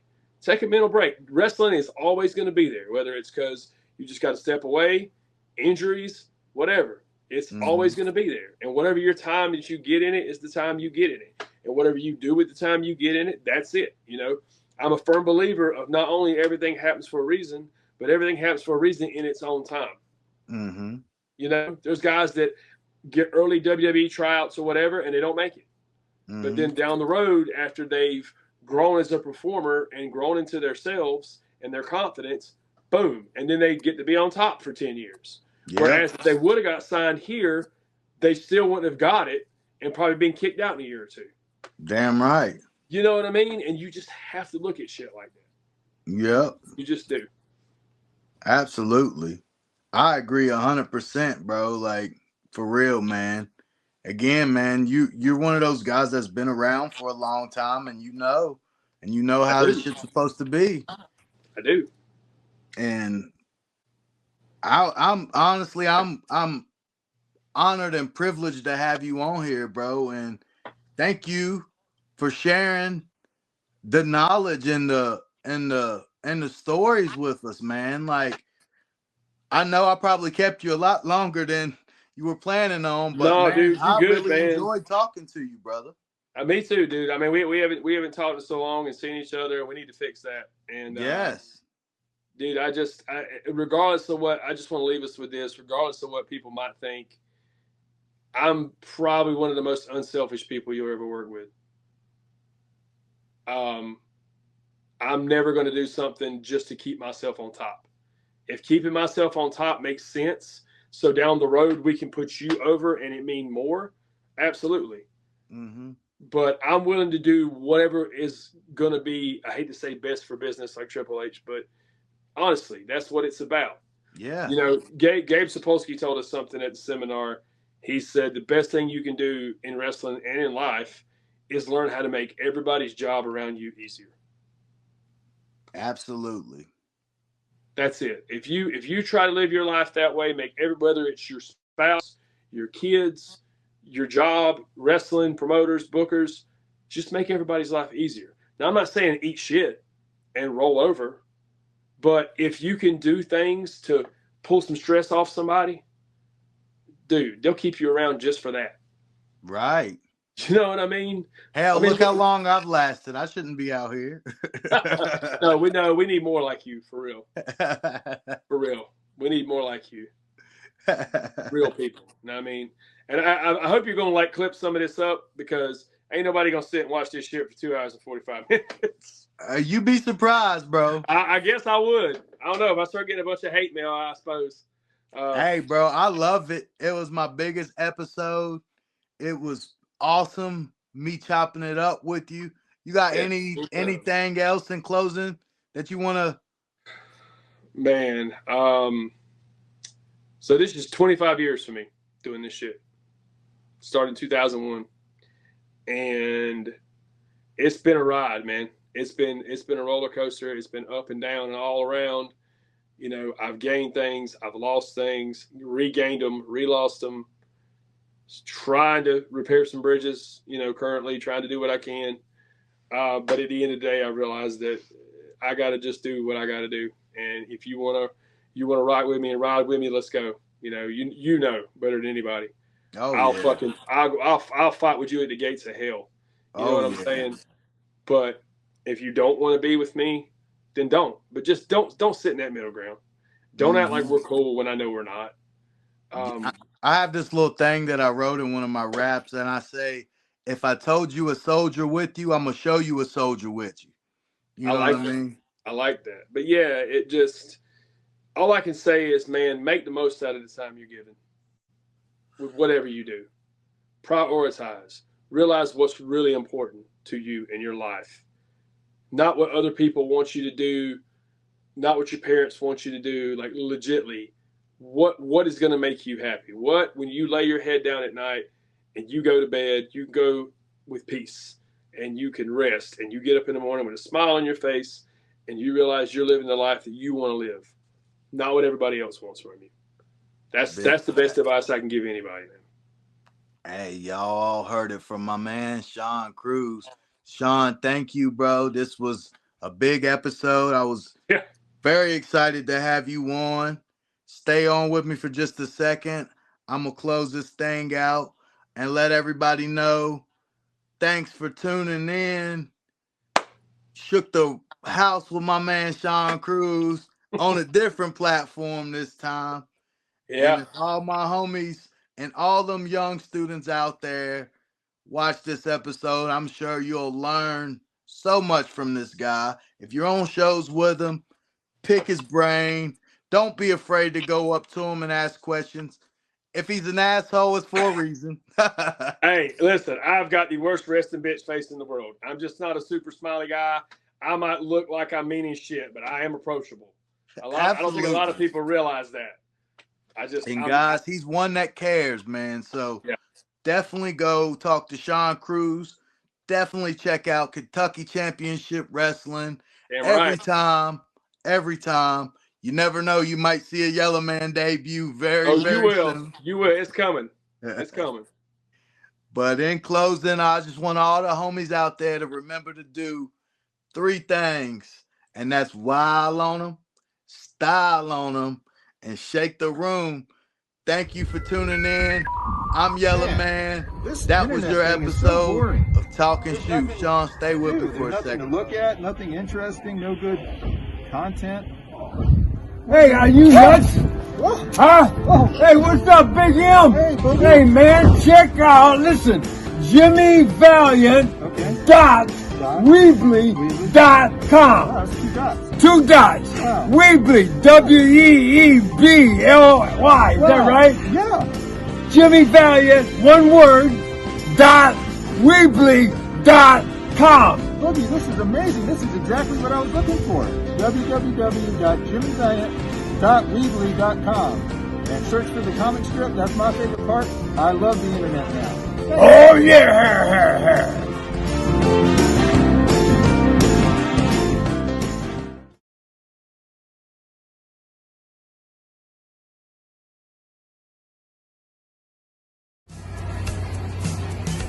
my lovely wife, Miss Angel Valiant, AWW, Angels Wrestling Wear. She did this whole outfit on me. My goodness, she could do anything. Masks, bandanas, hey, you name it, tights, trunks, robes.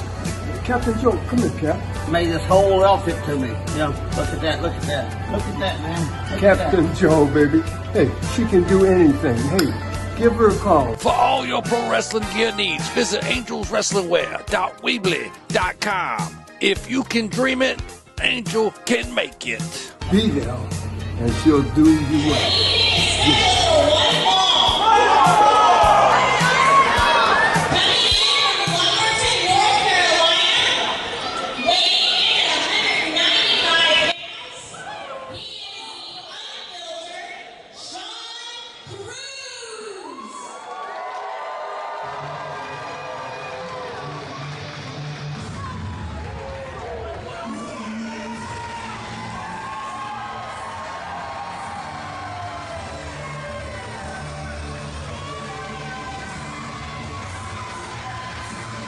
Thomas, the voice of reason, and this is Mid-Atlantic Territory Wrestling. I am here with my broadcast colleague, Brent Fleener. And what a night of wrestling action in store for this capacity crowd, Thomas. My goodness, you can absolutely, I know that it's a little overused, you can feel the electricity in this venue tonight. Absolutely. The electricity here is amazing. These fans are hyped. They're happy. There's a bunch of snot-nosed brats in the front row. Oh, for the love of Pete, already now starting on this crowd. Boy, it's going to be a long night, but a good one nonetheless.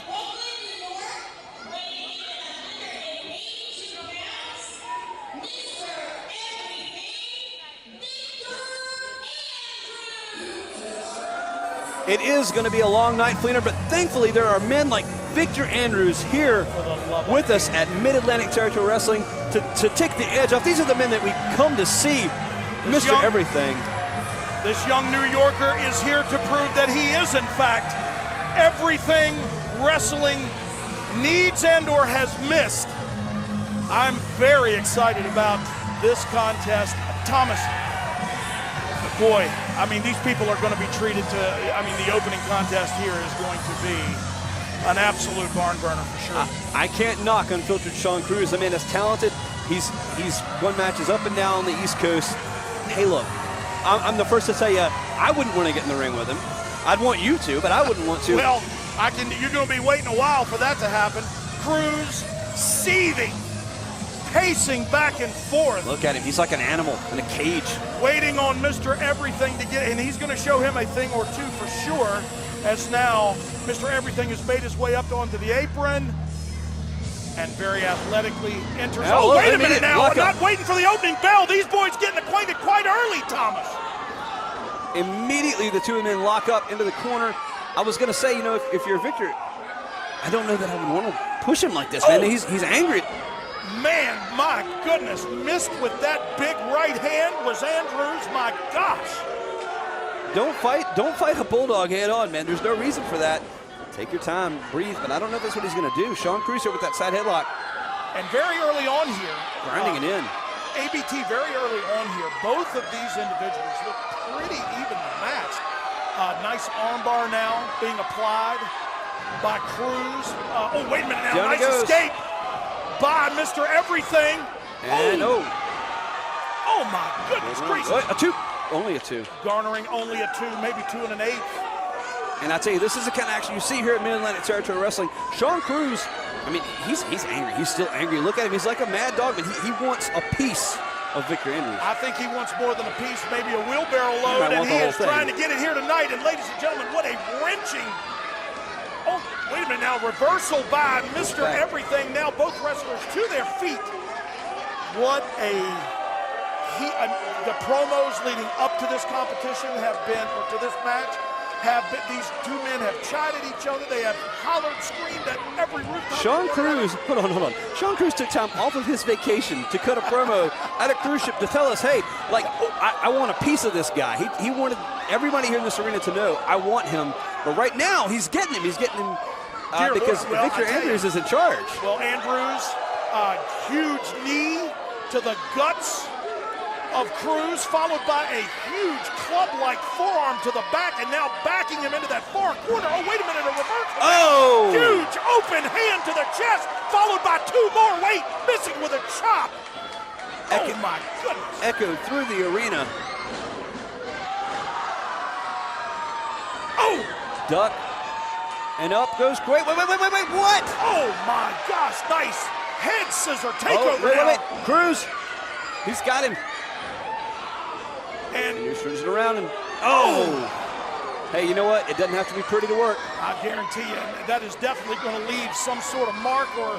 Cruz, he's trying to get him up, but Cruz is trying to fight out. Look, he's trying to get out of it. He's struggling. My goodness, just down dumping the entire weight of Cruz onto the knee was Mr. Everything. Again, Mr. Everything, this guy is a star. You're looking at greatness, Brent, in the ring right now. Carries himself certainly much like that, as he is now, oh my goodness, just driving the knee again into the breadbasket. Cruz, Mr. Everything going to work early. I'll be back. I'm going to go pick up one of Sean Cruz's ribs. Wait, cover. Oh, quick kick out. Very quick kick out indeed. But you know, sometimes a quick kick out is a good idea. You stall the guy, you put him down, like it changes the pace. It's not a bad plan, especially when you have a guy that's full of steam like Sean Cruz is. It's not a bad idea to ground him just a minute. And Mr. Everything, you know, should certainly learn to maybe cover that leg a little bit better, because it's going to take a little more than that. That is true. To pin. Wait. Oh, and Sean Cruz is tied up in the ropes now. Oh, gracious Lord. What a fast. Wait. Oh! My. Just, obliterating Cruz into that far corner is Mr. Everything, now dragging him to the middle. Oh, wait, now. Only a 2. Should have grabbed that other leg. Wait a minute, no, look, I think he's trying to take him down here.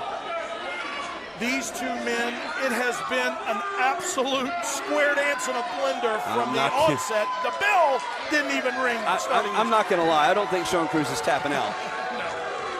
No. I don't think he has the ability. He's just not built for it. But he is trying feverishly to escape. You could call him stubborn, you could call him stupid, I don't know. But he's definitely not a man that's going to tap out easy, that's for sure. And right now he's trying to will these people here. Mid-Atlantic Territory Wrestling, he's trying to get them behind him. Please log on to www.matwonline.com for any, every, all things Mid-Atlantic Territory Wrestling. You can see where to see me. For the love of Pete. I've seen enough. And you can see where to see Mr. Everything. Victor Andrews, who is in firm control of this match. Sean Cruz is in a world of trouble right now. He is totally... Wait, up. Oh, no. Wait, now escaping what certainly would look to be, my goodness, almost decapitating Mr. Everything is Sean Cruz. Mr. Everything is now in trouble. Swing. Cruz just blew it off. He kind of blocked it that time. Nice block, and followed by a right to the midsection now of Mr. Everything is Cruz.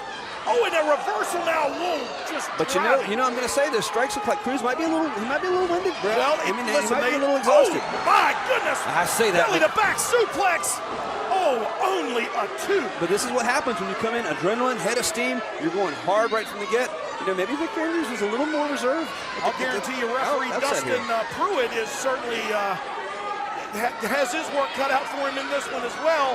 Working very hard are all 3 men in the ring. Sean Cruz into the corner there. Just driving his entire weight. Very smart by Victor Andrews. It certainly was, I must admit. Followed by a huge elbow to the side of the head and or jaw of Cruz. Oh, what a power slam now. Covered. By Mr. Everything. Oh, my. Only a 2. Only a 2 count. My goodness, how does Cruz Thomas have the wherewithal to kick out of that? How does he even know where he is at this point? This crowd seems firmly behind Sean Cruz. No doubt about it. And the standing room only crowd has certainly made a choice. They have made the wrong choice, Brent. Oh, well, I'm not so sure about that. Oh, big elbow and forearm now to the side of the head. Wait, up, and down goes Victor Andrews. Sean Cruz This crowd behind him. And he has become, second wind doesn't quite describe it, energized is more like it. Look. But Victor cut him off. He certainly did, but back on the attack wait. now. Oh, and missing now. Smart ring awareness. My goodness. Victor Andrews. He's grabbing that second rope, down, and there we cover. go. 1, 2, 3, it's over. It's over. Ladies and gentlemen, your winner.